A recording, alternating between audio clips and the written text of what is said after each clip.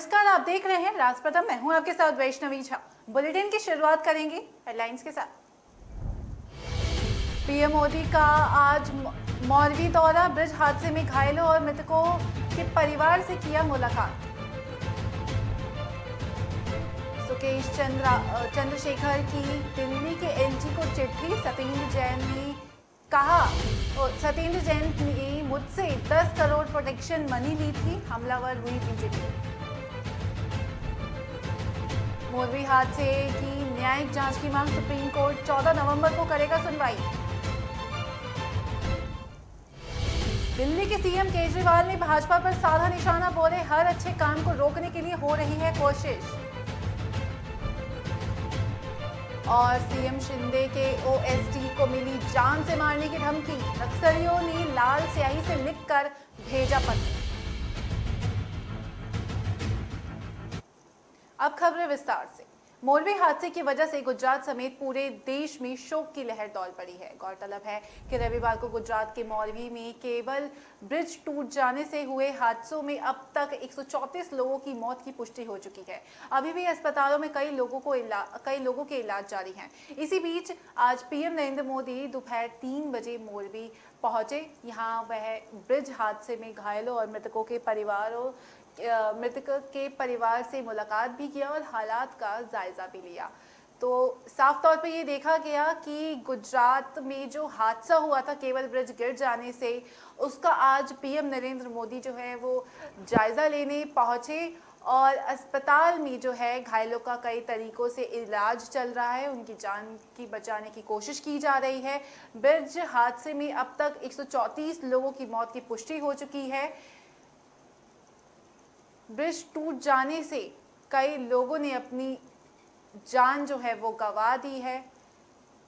अस्पतालों में कई लोगों का इलाज जो है वो जारी है, उनकी जान बचाने की पूरी कोशिश की जा रही है। इसी बीच जो है पीएम नरेंद्र मोदी ने अपना दौरा कल रद्द कर दिया था, लेकिन आज वे घायलों के परिजनों से, साथ ही मृतकों के परिवारों से भी मिलने के लिए पहुंचे और लोगों को पहुंचकर संतावनाएं दी। साथ ही वहाँ मौलवी दौरे का जो है वो आज मौलवी का जो दौरा है उन्होंने भी आज किया।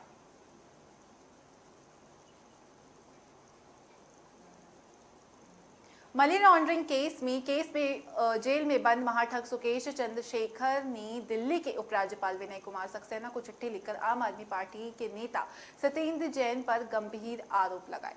सुकेश चंद्रशेखर ने एलजी को लिखी चिट्ठी में दावा किया कि उसने आप नेता को 10 करोड़ रुपए बतौर प्रोटेक्शन मनी दिए और दक्षिण भारत में आम आदमी पार्टी में एक अहम पद के लिए पार्टी को 50 करोड़ का चंदा भी दिया था। मामले को लेकर बीजेपी आम आदमी पार्टी पर हमलावर हो गई है। बीजेपी नेता संबित पात्रा ने ट्वीट कर कहा कि यह बड़ा मामला है। सुकेश चंद्रशेखर ने आम आदमी पार्टी के मंत्री सत्येंद्र जैन, जो कि अभी जेल में है, उनको प्रोटेक्शन मनी दिया गया था। पार्टी को भी करीब 50 करोड़ रुपए दिए गए थे। कोई संदेह नहीं है कि आम आदमी पार्टी को कट्टर करप्शन पार्टी क्यों कहा जाता है। तो साफ तौर पर संबित पात्रा ने आम आदमी पार्टी पर हमला किया और उन्होंने कहा कि इसमें कोई शक नहीं है कि आम आदमी पार्टी को क्यों करप्शन पार्टी कहा जाता है।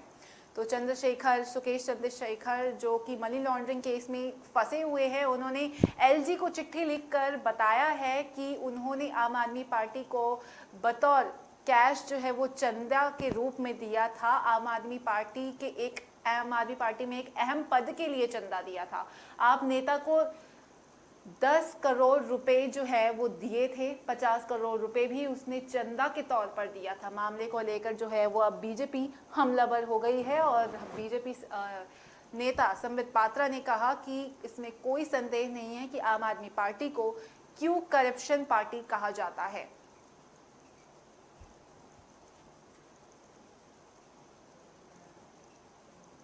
गुजरात के मोरबी के पुल टूट जाने से लगभग 140 लोगों की मौत का मामला सुप्रीम कोर्ट पहुंच गया है। घटना की जांच के लिए न्यायिक आयोग बनाने की मांग पर सुप्रीम कोर्ट 14 नवंबर को सुनवाई करेगा। याचिकाकर्ता ने पूरे देश में पुरानी इमारतों का सुरक्षा आकलन किए जाने की मांग की है। वकील विशाल तिवारी ने याचिका में कहा गया कि सुप्रीम कोर्ट के सेवानिवृत्त जज की अध्यक्षता में न्यायिक आयोग के गठन से घटना की सच्चाई सामने आ सकेगी। तिवारी ने चीफ जस्टिस उदय उमेश ललित से मामला जल्द सुनने का अनुरोध किया। चीफ जस्टिस ने 14 नवंबर को मामला सुनवाई के लिए लगाने की बात कही है और इस याचिका में देश भर में धरोहर इमारतों का सुरक्षा आकलन करने की मांग भी की गई है। साथ ही इमारतों की सुरक्षा से जुड़े मामलों को देखने के लिए हर राज्य में विशेष विभाग बनाने की भी मांग की गई है। जिस वक्त ये हादसा हुआ उस समय प्रधानमंत्री नरेंद्र मोदी गुजरात के दौरे पर ही थे। उनके कई कार्यक्रम वहां पर रद्द भी किए गए। इस हादसे के बाद एक समीक्षा बैठक भी की गई जिसकी अध्यक्षता खुद पीएम नरेंद्र मोदी ने की थी। इस बैठक में 2 नवंबर को राज्यव्यापी शोक घोषित करने का फैसला लिया गया। इस बात की जानकारी गुजरात के मुख्यमंत्री भूपेंद्र भाई पटेल ने दी और राज्य में राष्ट्रीय ध्वज आधा झुका रहेगा, कोई आधिकारिक कार्यक्रम भी नहीं किया जाएगा। तो न्यायिक जांच की मांग की गई है। मोरबी हादसा जो हुआ है उसको लेकर न्यायिक जांच की मांग की गई है। याचिकाकर्ता ने सुनवाई की, जल्द से जल्द सुनवाई के लिए की अपील की है।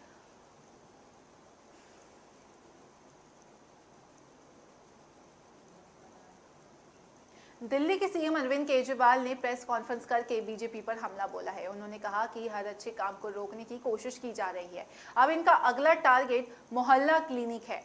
केजरीवाल ने कहा कि ये लोग सत्ता का दुरुपयोग कर रहे हैं। भाजपा पर हमला बोलते हुए केजरीवाल ने कहा कि इन लोगों ने साजिश के तहत योगशाला बंद कर दी। योगशाला बंद नहीं होने दूंगा, चाहे योगशाला की फीस टीचर्स को भीख मांग कर देनी पड़े। केजरीवाल ने आगे कहा कि राजधानी के सभी सरकारी अस्पतालों को ठीक किया है और दिल्ली की स्वास्थ्य व्यवस्था शानदार है। बीजेपी के लोग साजिश के तहत दिल्ली सरकार के कामों को बंद करने का प्रयास कर रहे हैं। केजरीवाल ने कहा कि दिल्ली की जनता इनको जवाब देगी। तो साफ तौर पर सीएम केजरीवाल ने जो है वो बीजेपी पर निशाना साधा है। उन्होंने कहा कि हर अच्छे काम को रोकने की कोशिश की जा रही है। अब इनका अगला टारगेट मोहल्ला क्लिनिक है।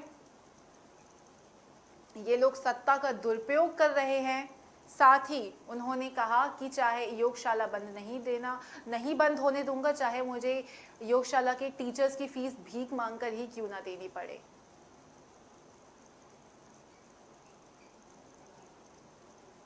सीएम एकनाथ शिंदे ने ओएसडी डॉक्टर राहुल गेठे को नक्सली संगठन ने जान मारने की धमकी दी है। गौरतलब है कि इससे पहले नक्सलियों ने सीएम शिंदे को भी जान से मारने की धमकी दी थी। नक्सलियों ने डॉक्टर राहुल के घर पर लाल स्याही से लिखकर धमकी भरा पत्र भेज दिया।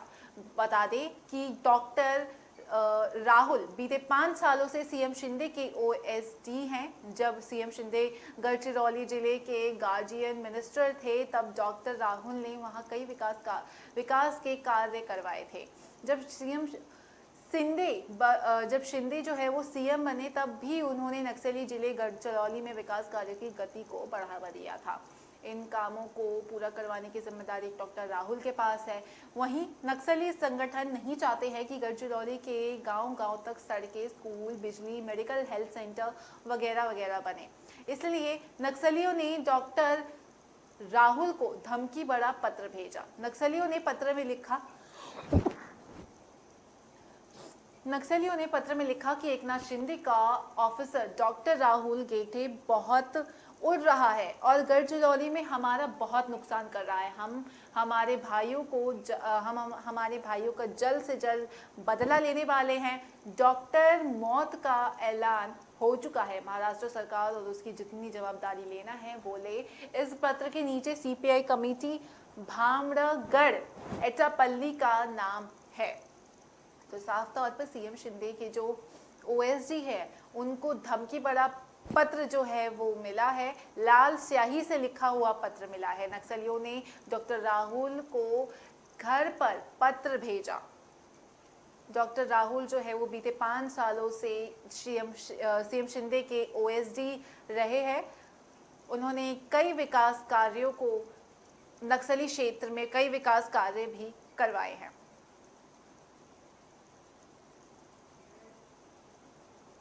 फिलहाल वक्त तो चला एक छोटे से ब्रेक का। ब्रेक के बाद जल्द हाजिर होंगे।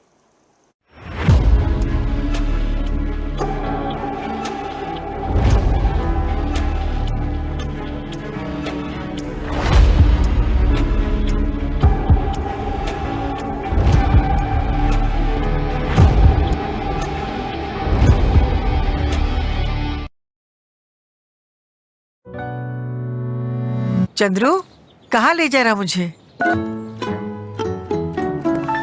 किराया पूछा? उबर ऑटो है मैम, किराया सही है। अरे बता ना, हिंट तो दे। तू जो सोचे जो चाहे वो करके दिखा दे। Cafe delight. जो सोचे जो चाहे वो करके दिखा दे। ओ जमाने की रोक टोक और किराए की नोक झोंक को पीछे छोड़ो। उबर ऑटो से बस सोचो और चल पड़ो। उबर, बस सोचो और चल पड़ो।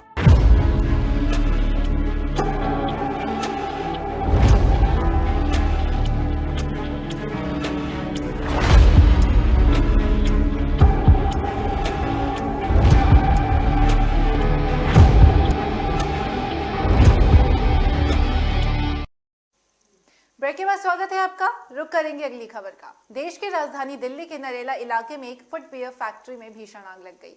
आग की चपेट में आने से 2 मजदूरों की झुलस कर मौत हो गई, जबकि कुछ लोग वहीं झुलस कर रह गए। उन्हें अस्पताल ले जाया गया। सबकी हालत स्थिर बताई जा रही है। आग की चपेट में आकर जान गंवाने वाले लोगों की पहचान की जा रही है और जानकारी के अनुसार नरेला इलाके से सुबह 9:35 पर फैक्ट्री में आग लगने की सूचना मिलने पर 10 दमकल गाड़ियां मौके पर पहुंची। फैक्ट्रियों की पहले और दूसरे तल पर आग लग गई थी। आग लगने की वजह का फिलहाल अभी खुलासा नहीं हो पाया है और भीषण आग की लपटों में कई लोग घिर कर रह गए। दमकल विभाग की टीम ने 3 लोगों को बचा लिया, जबकि 2 लोगों की मौत हो गई। दिल्ली पुलिस ने बताया कि आग में झुलसकर 2 लोगों की मौत हो गई है। आग कैसे लगी इसकी फिलहाल जांच की जा रही है। तो दिल्ली के नरेला में आज सुबह भीषण आग लग गई। 9:35 पर ये घटना हुई। घटना स्थल पर ही 2 लोगों ने अपनी जान गंवा दी आग के कारण और कुछ लोग जो है वो बुरी तरह से झुलस गए। झुलसे हुए लोगों को अस्पताल ले जाया गया। अस्पताल में ले जाकर उनका इलाज करवाया गया। फिलहाल उनकी हालत जो है वो स्थिर बताई जा रही है। सूचना मिलने पर 10 दमकल गाड़ियां मौके पर पहुंची थी। तो नरेला के फुटवियर बनाने वाले फैक्ट्री में ये भीषण आग आज सुबह लग गई।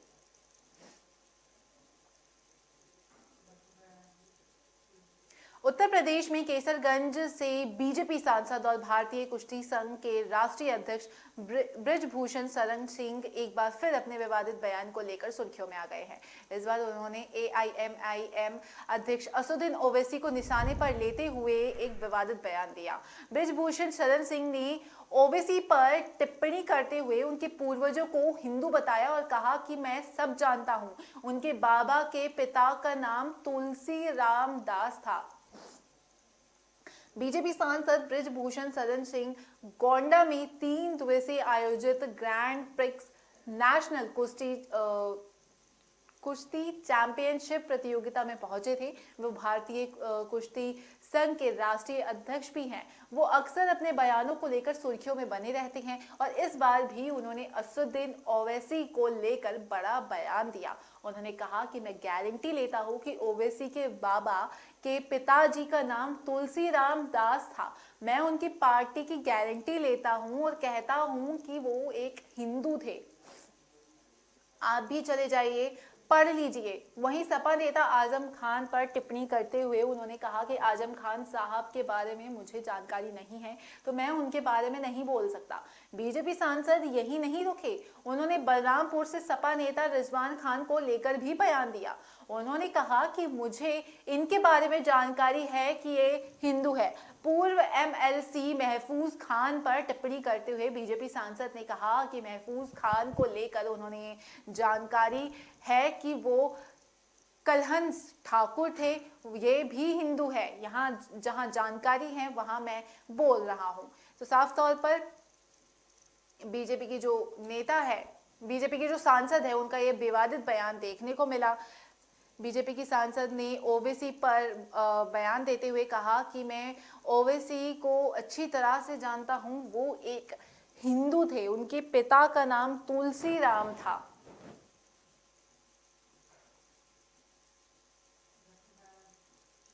मंगलवार सुबह मध्य प्रदेश के कई जिले में भूकंप जो मध्य प्रदेश है वो भूकंप के झटकों से कांप उठा। प्रदेश के जबलपुर समेत 6 जिलों में सुबह लगभग 9 बजे 4.3 तीव्रता के झटके महसूस किए गए। हालांकि इसकी वजह से किसी भी तरह का जान माल के नुकसान की खबर नहीं आई है। मीडिया में आई खबर के अनुसार सुबह 8:43 पर जबलपुर समेत आसपास के 6 डिंडौरी, मंडला, अनूपपुर, बालाघाट और उमरिया जिले में भूकंप के झटके महसूस किए गए। करीब 5 सेकंड तक लोगों ने जमीन में कंपन महसूस की। भूकंप का केंद्र जबलपुर से 35 किलोमीटर दूर और डिंडौरी से 10 किलोमीटर दूर रहा। भूकंप का हाइपो सेंटर 10 किलोमीटर की गहराई पर मिला।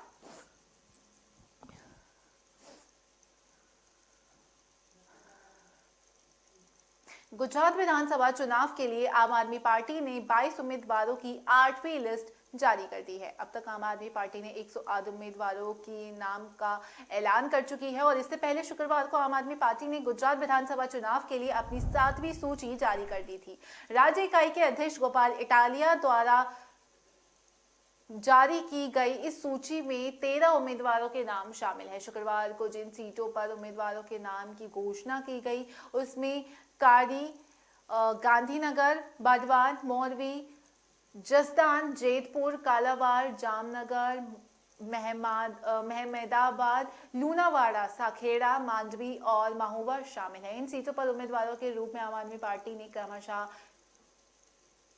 HK डाभी, मुकेश पटेल, हितेश वज्रंग, पंकज रनसरिया, तेजस गाजीपारा, रोहित भूबा, डॉक्टर जिग्नेश सोलंकी, प्रकाश डोंगा, प्रमोद भाई चौहान, नटवर सिंह सोलंकी, रंजन टांडवी, सान्या बेन गामित और कुंजन पटेल धोड़िया के नामों की घोषणा की गई है। इस बार गुजरात और हिमाचल प्रदेश विधानसभा चुनाव आम आदमी पार्टी की एंट्री की वजह से काफी दिलचस्प हो गई है। आम आदमी पार्टी दोनों ही राज्यों में ना सिर्फ मुकाबला त्रिकोणीय बनाने की बात कह रही है, बल्कि हिमाचल में तो पार्टी ने 60 से अधिक सीट जीतने की भी बात कह दी है। आम आदमी पार्टी के सदस्य और हिमाचल के आप के प्रदेशाध्यक्ष सुरजीत सिंह ठाकुर ने दावा किया है कि आप राज्यों में 60 से अधिक सीटें जीतने वाली हैं।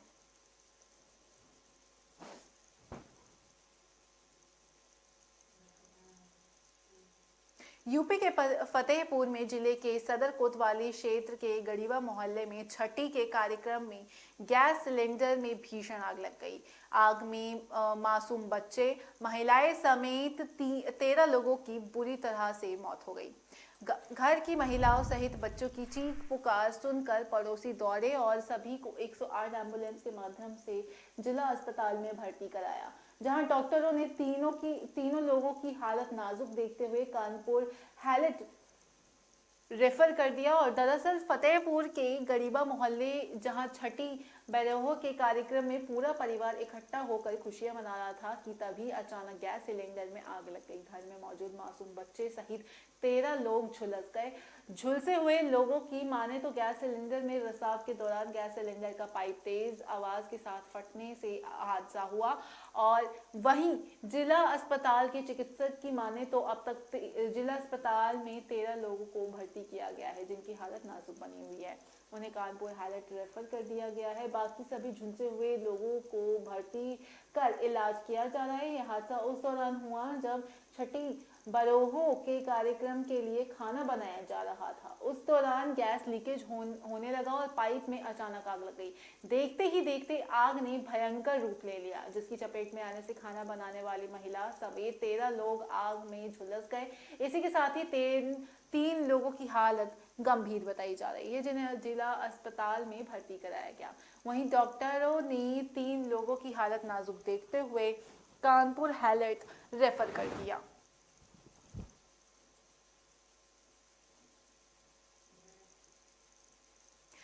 वक्त तो चला एक छोटे से ब्रेक का। ब्रेक के बाद जल्द हाजिर होंगे।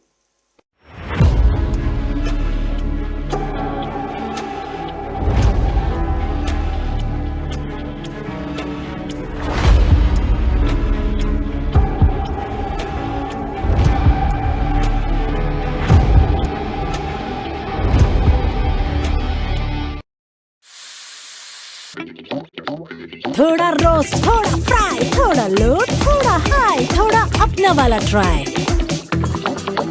मेरा ट्विस्ट, मेरा टेस्ट, मेरा ट्विस्ट। अमृतसरी छोले, मेरे वाले छोले। वंडर मसाला, मेरा ट्विस्ट, मेरा टेस्ट।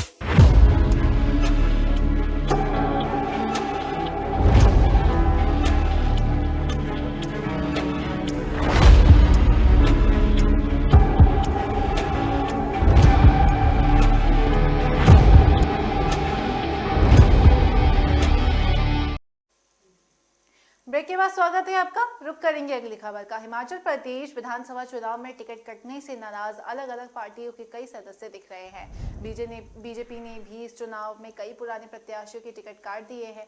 ऐसे ही 5 नेताओं ने निर्दलीय चुनाव लड़ने का फैसला किया है।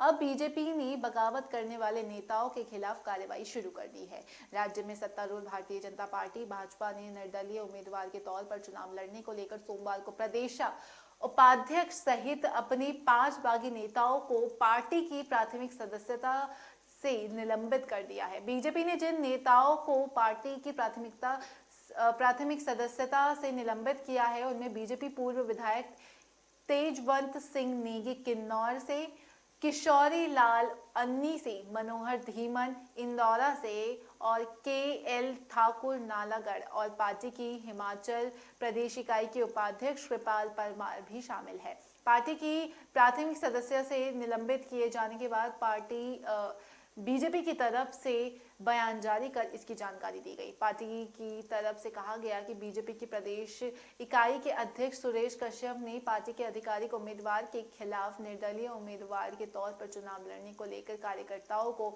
6 साल के लिए पार्टी की प्राथमिकता सदस्य से निलंबित कर दिया गया है।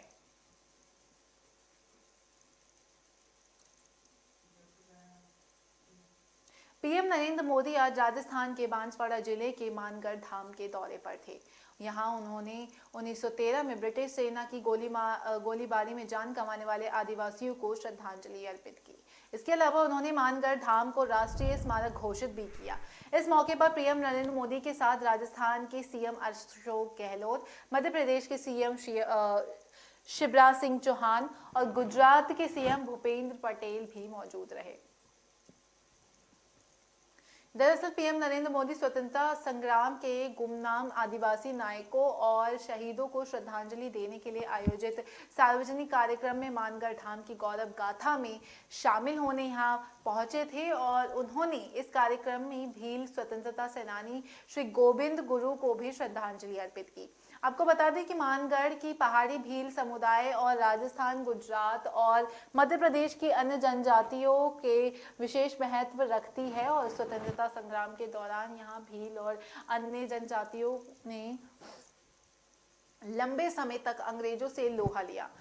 श्री गोविंद गुरु के नेतृत्व में 17 नवंबर 1913 को 1.5 लाख से अधिक भीलों ने मानगढ़ पहाड़ी पर सभा की थी। सभा पर अंग्रेजों ने गोलियां चला दी, जिसमें लगभग 1500 आदिवासियों की जान चली गई। पीएम मोदी ने कहा कि मानगढ़ धाम की सेवा मेरा सौभाग्य है, यह वीरों की तपस्या और त्याग का प्रतीक है। गोविंद गुरु ने एकता और भाईचारा का संदेश दिया। साथ ही गोविंद गुरु ने आदिवासी समाज के लिए लड़ाई भी लड़ी। भारत का भविष्य आदिवासी समाज के बिना अधूरा है। पीएम मोदी ने कहा कि 17 नवंबर 1913 को मानगढ़ में जो नरसंहार हुआ वह अंग्रेजी हुकूमत की क्रूरता का प्रकाष्ठा थी। दुनिया को गुलाम बनाने की सोच के साथ मानगढ़ की इस पहाड़ी पर अंग्रेजी हुकूमत ने 1500 से ज्यादा लोगों को घेर कर उनको मौत के घाट उतार दिया। साथ ही उन्होंने कहा कि दुर्भाग्य से आदिवासी समाज के इस बलिदान को इतिहास में जो जगह मिलनी चाहिए वह नहीं मिली। आज देश उसी कमी को पूरा कर रहा है। भारत का अतीत, इतिहास, वर्तमान और भविष्य आदिवासी समाज के बिना पूरा नहीं होता है। पीएम मोदी ने यह भी कहा कि अशोक गहलोत जी और मैंने मुख्यमंत्री के रूप में साथ काम किया था, वह हमारे बहुत से मुख्यमंत्रियों से सबसे वरिष्ठ थे। आज भी यहाँ मंच पर बैठे हैं सभी मुख्यमंत्रियों में से अशोक जी सबसे वरिष्ठ मुख्यमंत्री में से एक है।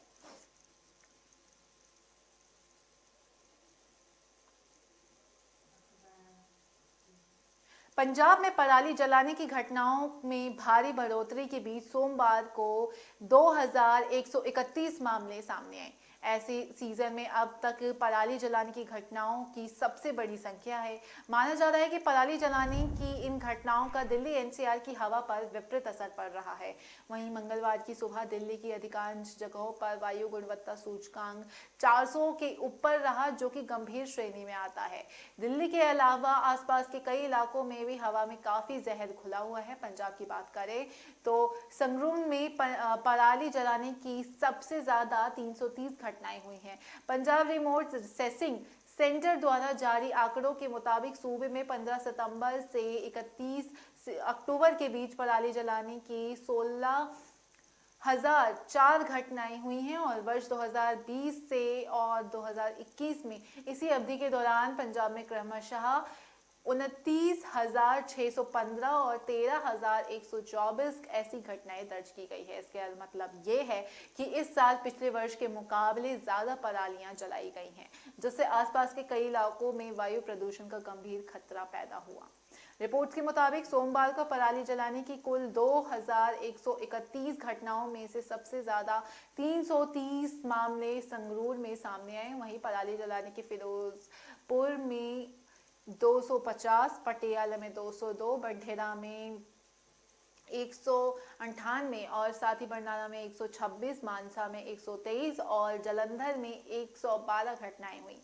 पराली जलाने से रोकने के लिए राज्य सरकार द्वारा बड़े पैमाने पर जागरूकता अभियान के बावजूद किसान अगली फसलों के लिए अपने खेतों को साफ करने की खातिर पराली जला रहे हैं। साथ ही पंजाब में पराली जलाने की घटनाओं में बढ़ोतरी के साथ ही दिल्ली और आसपास के कई इलाकों में वायु प्रदूषण में गंभीर रूप में ले चुका है। मंगलवार की सुबह दिल्ली के अधिकांश इलाकों में एयर क्वालिटी इंडेक्स 400 से ज्यादा रहा, जो कि गंभीर श्रेणी में आता है। आंकड़ों के मुताबिक दिल्ली के पंजाबी बाग में 424, शादीपुर में 457, मुंडका में 441, अशोक विहार में 491, वहीं रोहिणी में 455, जहांगीरपुरी में 462 AQI रहा। वहीं नोएडा, गाजियाबाद और गुरुग्राम के अधिकांश इलाकों में भी AQI 350 से 410 के बीच में रहा। तो साफ तौर पर देखा गया कि पराली के कारण दिल्ली के इलाकों में और साथ ही उसके आसपास के इलाकों में भी जो वायु प्रदूषण बड़ी मात्रा में फैल रहा है और वायु प्रदूषण बढ़ने के कारण जो है वो हवा वो जहर होती जा रही है, एकदम जहरीली हो गई है। पंजाब में जमकर जो है वो पराली जलाई जा रही है और इस पराली के कारण दिल्ली की हवा में जहर घुलकर रह गया है।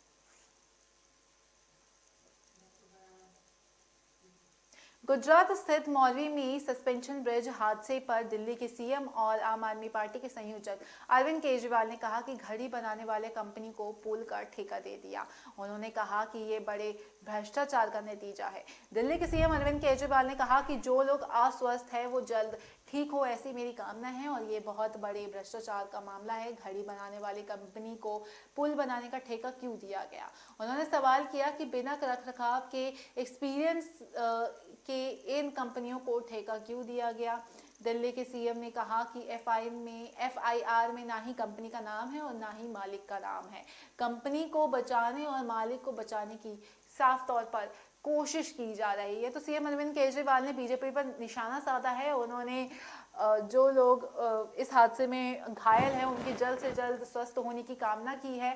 साथ ही लोगों की मौत पर उन्होंने दुख भी जताया है और उन्होंने अपने निशाने पर लेते हुए बीजेपी को निशाने पर लिया, उन पर बीजेपी पर आरोप लगाया सीएम केजरीवाल ने और कहा कि लोकल कंपनी को ब्रिज का रखरखाव का जिम्मेदारी जो है वो क्यों दी गई थी। ये बड़े भ्रष्टाचार का नतीजा है जो ऐसा हादसा हुआ। लोगों की मौत जो है वो काफ़ी दुखद है। FIR में ना ही कंपनी का नाम है और ना ही मालिक का नाम है। तो साफ तौर पर सीएम अरविंद केजरीवाल की तरफ से ये सारे बयान दिए गए। कांग्रेस नेता राहुल गांधी इन दिनों भारत जोड़ो यात्रा पर है। वह इस दौरान लोगों से भी मिल रहे हैं। वहीं सोमवार को मीडिया से बातचीत करते हुए राहुल गांधी ने तेलंगाना के सीएम KCR पर तंज भी कसा था। इसके बाद तेलंगाना सरकार में मंत्री KT रामाराव ने राहुल के बयान पर पलटवार किया। मंत्री KT रामाराव ने कहा कि अंतर्राष्ट्रीय नेता राहुल गांधी अमेठी में अपनी लोकसभा की सीट भी नहीं जीत सकते। वह तेलंगाना के सीएम KCR की राष्ट्रीय पार्टी का उपहास कर रहे हैं। आगे तंज कसते हुए उन्होंने कहा कि उनको प्रधानमंत्री बनने से पहले लोगों को सांसद के रूप में चुनने के लिए राजी करना चाहिए। तेलंगाना में TRS और कांग्रेस के बीच संबंध के सवाल पर राहुल गांधी ने कहा था कि दोनों पार्टियों के बीच कोई संबंध नहीं है। तेलंगाना के मुख्यमंत्री का मानना है कि वह एक राष्ट्रीय पार्टी चला रहे हैं। उनकी सोच का स्वागत है। वह यह भी सोच सकते हैं कि वह एक अंतर्राष्ट्रीय पार्टी चला रहे हैं। गौरतलब है कि अगले साल 2023 में तेलंगाना में विधानसभा चुनाव भी होने हैं और इस बार कांग्रेस और TRS एक दूसरे के सामने होंगी। यह भी सवाल उठ रहे हैं। वहीं राजनीतिक गलियारों में कांग्रेस और TRS के बीच गठबंधन की संभावनाओं की चर्चा भी जो है वो चल रही है, लेकिन राहुल गांधी ने इसे नकार दिया। उससे पहले कई कांग्रेसी नेता ने इस संभावना को नकार चुके हैं। तो साफ तौर पर KCR के मंत्री जो है उन्होंने राहुल गांधी पर तंज कसा है कि खुद तो वो अमेठी से सीटें जीत नहीं पाते हैं और चले हैं KCR का मजाक उड़ाने।